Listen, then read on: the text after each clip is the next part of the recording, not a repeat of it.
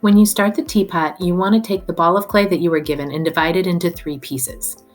Out of those 3 pieces, take one and put one away, and then the other 2, you want them to be the same size as each other. So just kind of feel in each hand, squeeze them out, and take some off of one if it's too big and put that away. Then you're going to start with one side, so put the second ball of clay away until you're ready. Now you're going to start the pinching process. So with that ball of clay, you stick your thumb into the center and you slowly begin to pinch your way around the form. I want you to notice how I'm not pinching the lip of the form. I'm allowing the lip to stay thick. I'm mostly working from the bottom of the bowl up towards the lip. I'm trying to get a small bowl form with as even of a lip as I possibly can.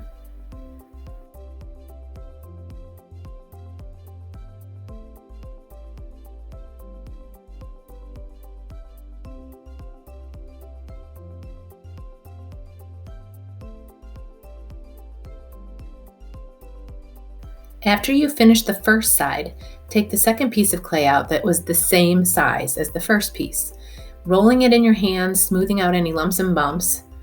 Once it's smooth, then you can stick your thumb in the center, as much in the center as you can, and begin to pinch out the form. Make sure you keep the first bowl handy because you're going to want to check the size of the second one frequently to make sure that it matches. Eventually, you're going to put the 2 pieces together, so the lip has to be the exact same width on the second one as it was on the first one.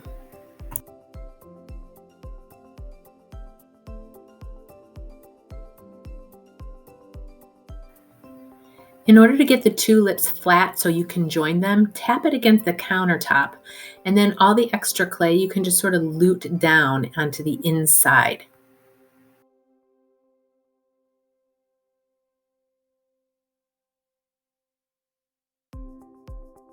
After you get the 2 sides pretty equal, then you can use the little plastic knife as a paddle, and holding the 2 forms in your hand, just gently tap the form around to make sure that everything lines up and you're getting the shape that you want.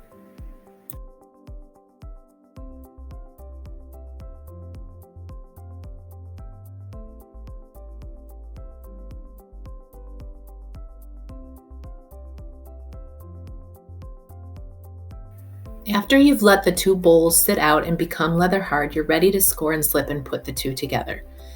I'm using the rib tool and I'm kind of wiggling it back and forth, as you can see, to get a lot of slip worked up on the surface before I attach these 2.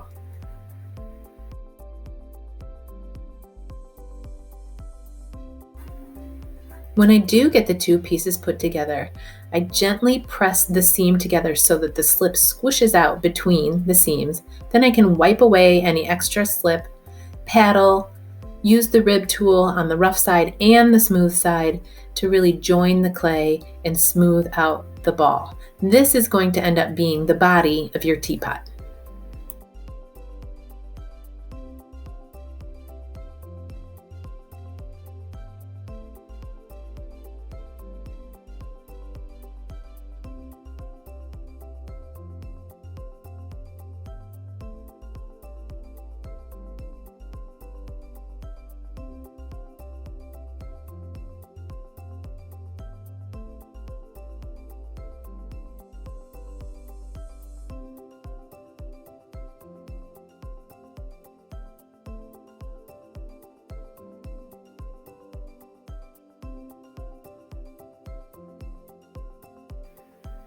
The last piece of clay, you're going to take it out and divide it into 4. You need a spout, a handle, a foot, and a knob. The knob is going to be the smallest piece of clay, and that's what I'm starting with. Now, the knob can be any kind of sculpture that you want. It just needs to go on top of the lid, and it needs to be large enough that your fingers can grab it to remove the lid. I decided with this one I was going to put a hole through it just because it would make a cool design and it would be a good way for me to have a finger grip on the knob. Whatever you choose to sculpt for your knob is fine.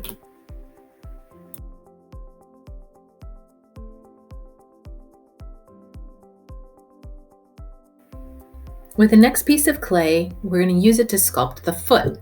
Now I'm going to use the coil method, which you're familiar with, to make the foot. Rolling out one coil and attaching it to the bottom of the body is really enough to hold the pot steady. But in this example, I decided I wanted to have a little bit of a taller foot, so I'm going to use 3 coils stacked on top of each other and luted together to make a more dramatic foot.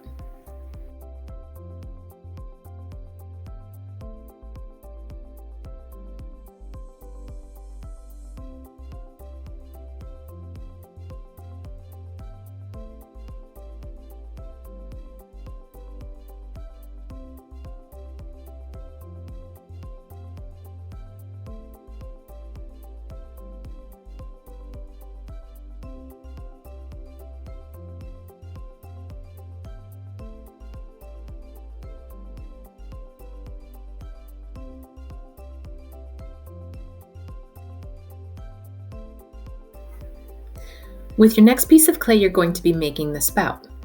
You only need to make one spout, but I'm going to show you 3 different ways to make it, and you can choose the way you prefer. The first method here is called the broomstick method, where you roll out a thick coil that's slightly tapered on one side. You put the pencil through it as close to the center as possible, and then you roll the piece of clay with the pencil, almost like a rolling pin, to hollow out the inside and make the spout shape.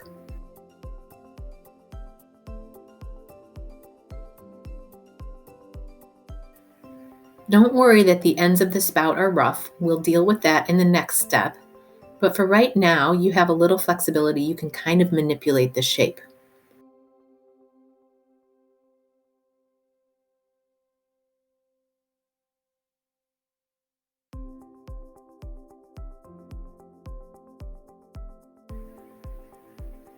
The second method is the soft slab method. So with this one, you would take the clay and pound it out flat and then roll it into a slab. Now this slab will be a little bit thinner than what you're used to. If you see air pockets, just pop them with your pin tool. So this slab will be a little bit thinner, about 1/8 of an inch thick instead of 1/4 of an inch. And then you'll cut it sort of into a smiley face shape. After you cut the smiley face, you can cut the corners off, and then when you bend it, it will create a spout shape. Pinching the edges, also adding a little bit of scoring and slipping to the edges. You can combine those. And again, don't worry after you get this connected if the top and the bottom are a little rough. We'll clean that up after it gets to leather hard.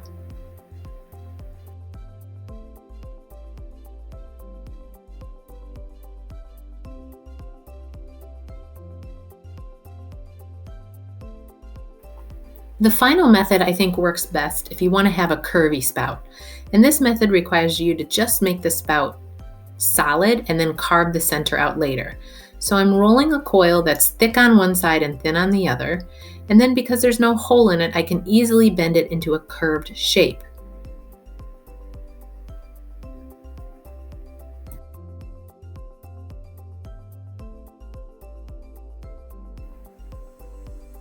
One of the skills you're required to learn is pulling a handle. So this is sort of a take on pulling the handle, a smaller version, where you're going to roll a coil, and it's important that you take the time when you roll this coil to get rid of any lines or creases and make it very smooth before you start pulling. Once you get the coil smooth, you're going to add quite a bit of water so that your fingers can slide over the surface of the handle. And what you'll be doing is you'll be stretching the clay and you'll be seeing the handle getting longer and thinner.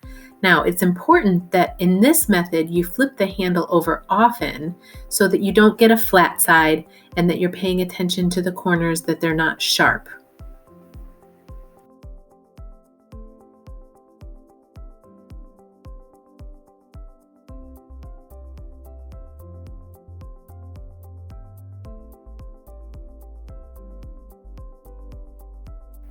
Once you feel you get the handle thin enough and smooth enough, you can bend it into the shape that you want. A handle can go over the top of a teapot like a basket, or you can bend it to go onto the side of the teapot if you prefer. Now you have all the pieces that you need for your teapot: the body, the spout, the handle, the foot, and the knob. All pieces should be assembled when clay is leather hard.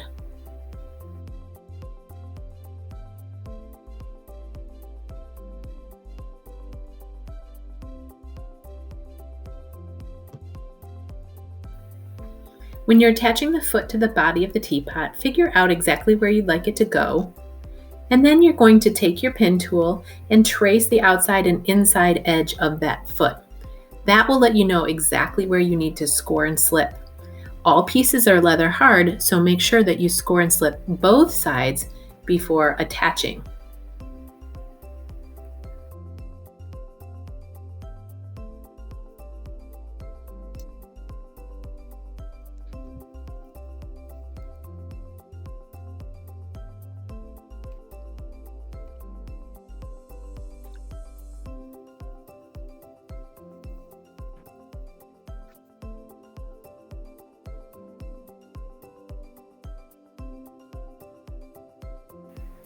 Now that your foot is attached, it won't roll around on you and you're ready to cut the lid.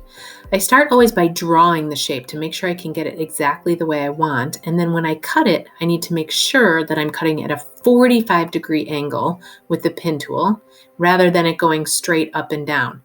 If you cut straight up and down accidentally, you won't have that thick lip and your lid might fall into the teapot, so be careful. After you cut the lid off, you're going to want to clean everything up. But when it's wet, it's going to want to stick. So I take a little piece of paper towel and I put it as a release agent between the body and the lid. That way I can remove it easily and make the two pieces still fit together. Next comes the knob. So I'm going to cut a flat edge on the knob so I've got a good connection. Trace where I want the knob to go, score and slip, and then apply pressure to the knob gently, but a little bit of pressure so that the slip squishes out at the seam.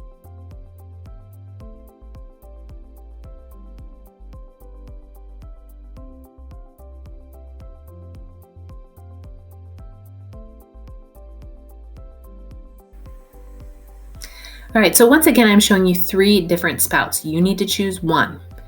The basic premise of the spout is the same in that you're going to be making it too long when you start and you're going to be cutting it down to make it fit the way you want it to fit. Now notice the way I'm cutting it at a 45-degree angle, so when I place it on the pot, it will angle upward. I also am cutting a little bit at a time because it's very easy for me to cut off more, but if I cut off too much, I cannot put it back. I'm also going to cut a little bit off of the tip of the spout, but not much, because I want the tip of the spout to stay narrow, and I also need the top of the spout to be as high, if not higher, than the level of the lid, so that if I were to put water in this, it could completely fill the compartment with water. The same will be with the soft slab as with the broomstick method.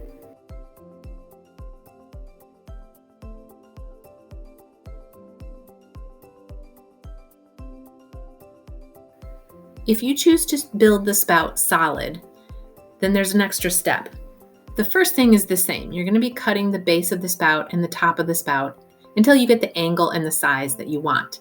But once you get it looking the way you want it, you need a hole through the middle so that water can flow through. So as close to the center as you can get it, you're going to use the pin tool, the rib tool, or a combination of both to slice the spout in half.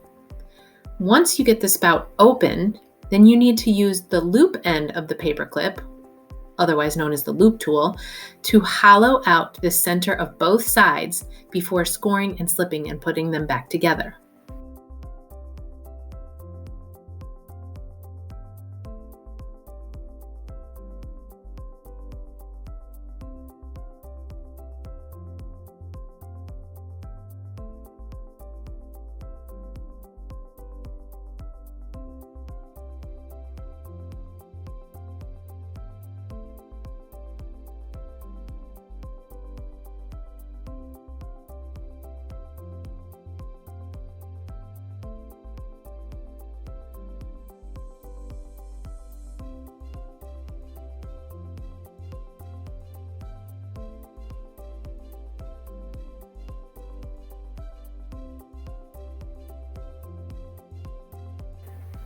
Whichever spout you choose, as soon as you have it connected, the right size, the right shape, you're going to need to attach it to the body of the teapot.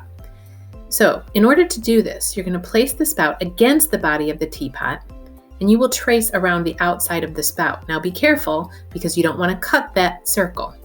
You want a smaller circle inside of that circle. So I'll draw a smaller circle and cut out the center circle. If I cut out the bigger circle, I will not have any material to score and slip and attach the spout, and the spout will fall into the teapot.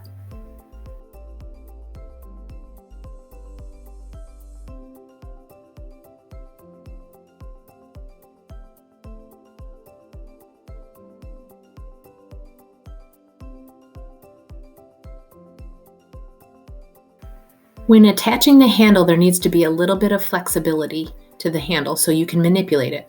You have to decide whether you want it to go over the top or on the side. Once you decide where to place your handle, you're going to cut a little bit off at a time, checking the size and the shape against the teapot. Remember, you can always cut off more, but once you cut it off, you cannot put it back, so a little bit at a time. Then you're going to place it against the teapot, tracing around each side of the handle so you know where to score and slip. Score and slip both sides and apply a little bit of pressure to the handle so that the slip squishes out of the seams when you attach the handle.